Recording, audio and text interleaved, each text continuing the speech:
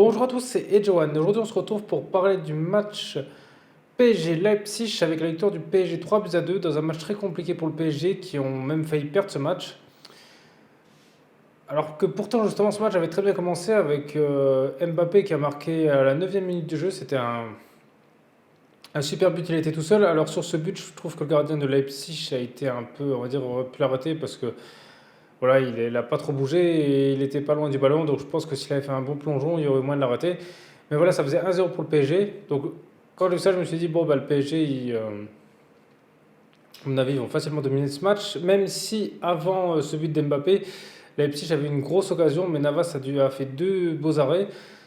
Et après ce but d'Mbappé, ben, en fait, ça a un peu continué comme avant le but, c'est-à-dire que Leipzig a comme eu les occasions les plus franches.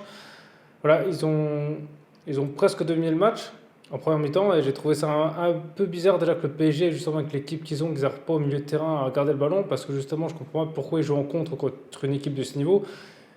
Encore contre des équipes comme Manchester City, limite je peux comprendre qu'ils perdent la bataille du milieu de terrain, mais là contre Leipzig, c'est compliqué parce qu'en plus en Liga, ils ont la possession de PSG et là ils jouent en contre.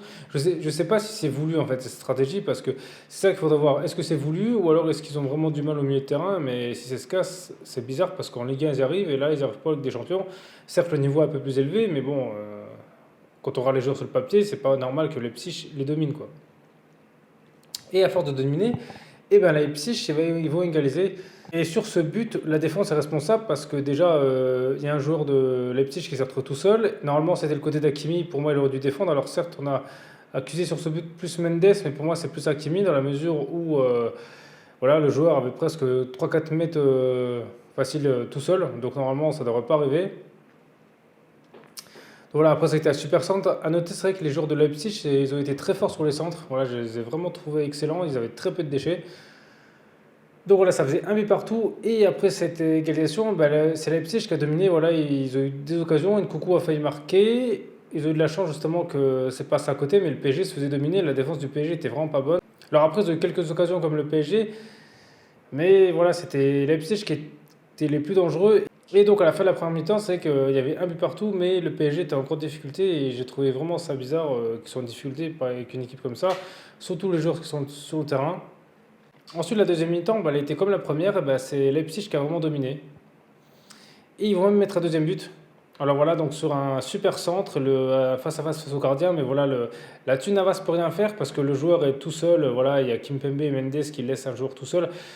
Je trouve ça pas normal quand même qu'au niveau là, normalement, voilà, ça devrait pas arriver. C'est-à-dire que ils auraient dû peut-être au moins tenter de couper le ballon ou être au duel. Je comprends pas comment c'est possible. C'est vrai que ce soir, Kimpembe a quand même été presque à la ramasse, hein. Le meilleur défenseur pour moi du PSG, ça a été Verratti. C'est pas trop normal quand on voit la défense du PSG, mais je pense que là, le PSG, va être leur gros point faible encore cette année parce qu'ils concèdent beaucoup trop d'occasions. Et donc ça, c'est compliqué, même s'ils ont une bonne attaque, concéder autant d'occasions, ça va être difficile justement d'aller loin. Donc voilà, ça faisait 2-1 pour le PSG. Donc ensuite, le PSG va accélérer un peu et Messi va égaliser. On va mettre un but grâce à une belle passe d'Mbappé.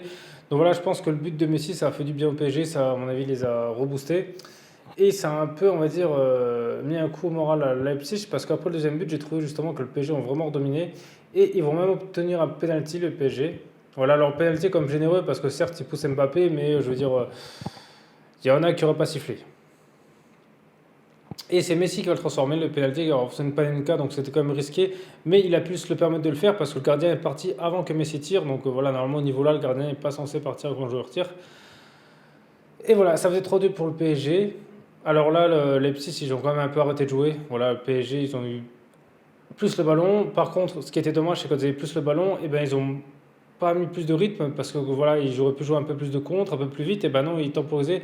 Et je trouve ça un peu dommage, ils auraient quand même pu essayer d'en mettre un quatrième parce que vu que Leipzig en a déjà mis deux, c'était pas impossible d'en mettre un troisième. Donc là, j'ai pas compris pourquoi ils avaient un manque de rythme. Leipzig aussi était vraiment en fin de match, ça se voyait qu'ils étaient fatigués, ils ont quand même beaucoup donné. Tout le long du match, ils ont pressé haut, c'est pour ça qu'ils ont récupéré plus de 15 ballons justement dans le, dans le camp parisien, parce qu'ils ont vraiment fait un pressing très haut. Et le problème des pressing hauts, bah, c'est qu'en fin de match, en général, on le paye, à moins qu'on ait une super condition physique. Et c'est souvent les petites équipes, on va dire, qui font ça pour tenter de déstabiliser l'adversaire, mais ils le payent souvent en fin de match. Voilà, c'est pas la première fois qu'on voit ça, que le PSG, par exemple, se fait presser tout, mais qu'en fin de match, ils arrêtent de jouer et le PSG arrive à revenir.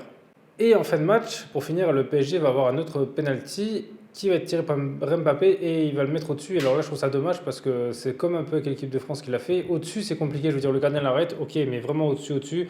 En plus, il n'avait pas pris beaucoup d'élan, donc j'ai pas trop compris comment il est arrivé à se débrouiller pour faire ça. Voilà, c'est dommage pour lui parce que là, il va commencer à avoir une mauvaise image, à mon avis, de lui des pénaltys parce que ça va comme le deuxième qui loupe en pas trop longtemps, en pas beaucoup d'espace de temps. Alors certes, il en avait mis un avant, mais s'il commence à le louper aussi souvent, ça commence à être un peu dangereux. Et heureusement qu'à la fin, ils n'ont pas marqué parce que quand il a loupé le penalty, voilà, le Leipzig a eu une belle occasion, mais c'est passé au-dessus. Donc voilà, donc sur ce match, le PSG a quand même gagné, mais ce qui craint, c'est qu'ils ont vraiment du mal à battre des petites équipes. Voilà, donc ils gagnent, mais espérons pour eux que leur prochain match, voilà, il faut vraiment qu'ils haussent ce niveau parce qu'avec des équipes plus réalistes, ça risque d'être vraiment compliqué. Et je pense que jouer en court justement avec l'équipe qu'ils ont, c'est pas la meilleure des idées parce qu'ils pourraient vraiment avoir la possession. Ils ont Messi, Neymar, Mbappé, ils pourraient vraiment faire des phases arrêtées et justement trouver la solution là-dessus. Donc voilà, après vous justement dites-moi dans les commentaires ce que vous avez pensé de ce match. Voilà, si vous trouvez que le PSG justement devrait changer sa tactique ou si par exemple le problème est ailleurs. Et si on a merci à tous d'avoir regardé cette vidéo, c'était Edgewan. On se retrouve très vite pour une prochaine vidéo.